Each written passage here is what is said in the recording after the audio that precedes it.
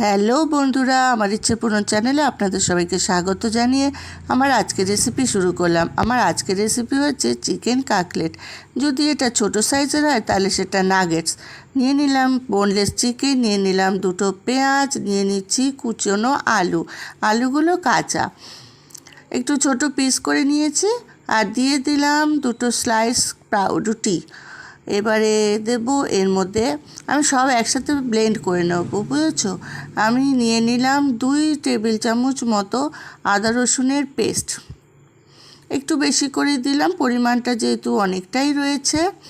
দিয়ে দিলাম প্রয়োজন মতো লবণ, এখানে আমার 1 চামচ লবণ লেগেছে। দিয়ে দিলাম 3টে কাঁচা লঙ্কা, আমি ঝাল কম খাই তাই লঙ্কাটা আমি 3টে দিয়েছি, আপনার চাইলে বুঝে সুঝে দেবেন। দিয়ে দিলাম একটা ডিম আর সামান্য একটু সাদা তেল, যে কোনো ভেজিটেবল অয়েল ইউজ করতে পারেন। দিয়ে দিলাম ফ্রেশ ক্রিম, খুব সামান্য পরিমাণে, দেখতেই পাচ্ছ। দিয়ে দিলাম ধনেপাতা, খুব ভালো করে আমি ধনেপাতাটাকে ধুয়ে নিয়েছি, খুব সুন্দর করে একটা পেস্ট বানিয়ে নেব। এবারে এখানে আমি ডিম ফেটিয়ে নিয়েছি, আমি এখানে 2টো ডিম ফেটিয়ে নিয়েছি। আর এদিকে দেখো আমার পেস্টটা একটু নরম আছে বলে আমি এখানে কর্নফ্লাওয়ার দিয়ে ভালো করে মেখে নিচ্ছি। তোমরা এই কর্নফ্লাওয়ারটা বুঝে দেবে, যতটা তোমরা যদি দেখো তোমাদের পেস্টটা নরম হয়নি, ঠিকঠাক গোল করা যাচ্ছে, সাইজ আকারে তৈরি করা যাচ্ছে ঠিকঠাক, তাহলে কিন্তু দিতে হবে না। যদি আমার একটু নরম মনে হলো তাই আমি একটু কর্নফ্লাওয়ার দিয়ে নিচ্ছি। এবার দেখো ডিমের গোলার মধ্যে ডুবে নিয়ে আমি এটা ব্রেড ক্রাম্বসের মধ্যে কোট করে নিচ্ছি। আমি এখানে পাউরুটিকে মিক্সিতে দিয়ে ভালো করে একটুখানি মিক্সিতে ঘুরিয়ে নিলে পাউরুটিকে এইভাবে ব্রেড ক্রাম্বস তৈরি হয়ে যাবে। দেখো এইভাবে আমি একবারই কোট করব, ডবল কোট করব না। আমার সব কটা তৈরি হয়ে গেছে। আকৃতিটা তোমরা নিজেদের অনুযায়ী দিয়ে নেবে, ছোট বড় যেমন খুশি। এবারে তেল গরম হয়ে গেছে, খুব বেশি গরম তেলে ভাজবো না, মোটামুটি একটু তেল গরম হয়ে গেলে আমি এটা লো হিটে ভাজবো, তাহলে এর ভেতরে কাঁচা থাকবে না।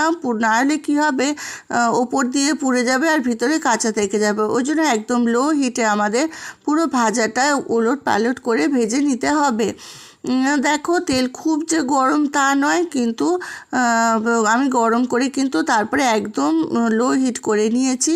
তারপরে এইভাবে এপিট ওপিট করে খুব সুন্দর করে লাল লাল করে আমি ভেজে নেব।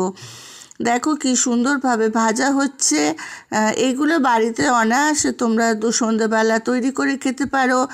বাচ্চারা অনেক সময় বায়না করে সন্ধ্যেবেলা স্ন্যাক্স কিছু খাওয়ার জন্য, তখন এটা অবশ্যই তৈরি করে দিতে পারো।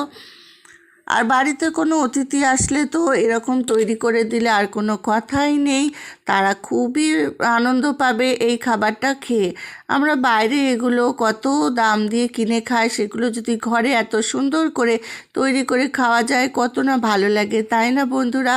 দেখো আমার সব কটা তৈরি হয়ে গেছে। আমি এগুলো টমেটো কেচাপ দিয়ে সার্ভ করেছিলাম, সাথে স্যালাড দিয়েছিলাম। তোমরা তোমাদের পছন্দ অনুযায়ী খাবে, ঠিক আছে। অবশ্যই বাড়িতে তৈরি করো।